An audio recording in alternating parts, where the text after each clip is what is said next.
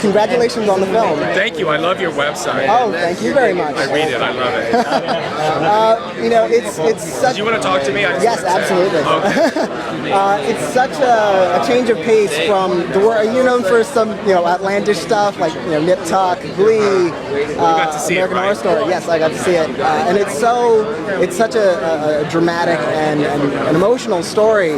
What was it like to sort of change that pace up to do this sort of what feels like a more personal project? Would that be accurate to say? I mean, I think you're right. It was a more personal project for me. I was 15 in 1981. I grew up always linking intimacy and death. And, I loved the play when I was in college, and I used to read it like once every year and a half. And when I heard the rights came up, I was so passionate about telling that story because I thought the themes were so modern.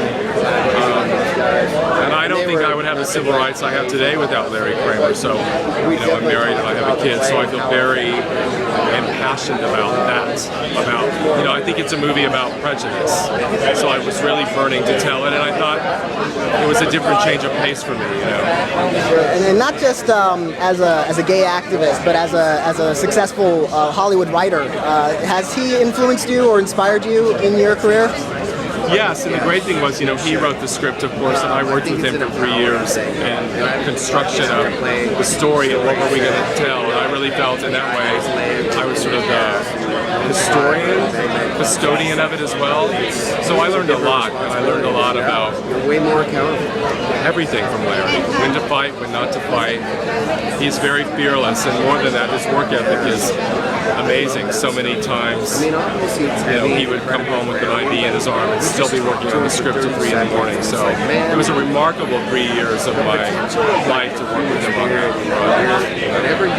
What was the biggest challenge of taking something from the stage and trying to make it cinematic and work on a visual level?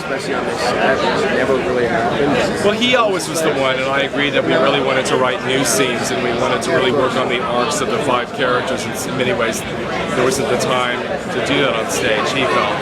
So we really did that. We really worked hard on that. And it was always hard. Like, there's so many famous monologues in that play. What to keep, what to trim. We worked hard on broadening it out. For example, that whole Flyer Island section, was not really in the play. Things like that. Thank you very much. Thank you.